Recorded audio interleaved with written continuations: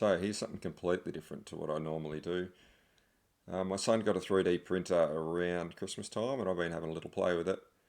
And I wanted to make a gift for my mate Mark up in Oberon. And so he's built a ute. It's called Weathered. It's a burnout ute. And it was actually his grandfather's, I think. And the story goes that his father was driving it on the farm out in western New South Wales over 50 years ago.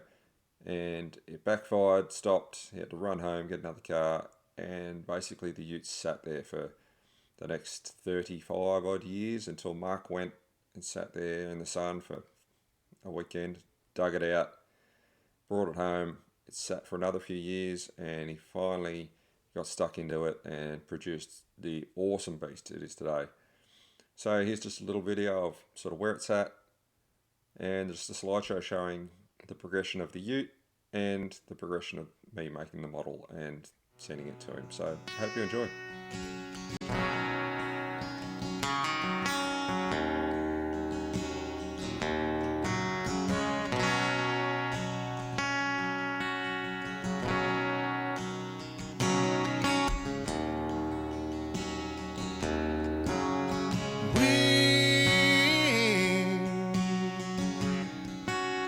Chase man's pretty lines,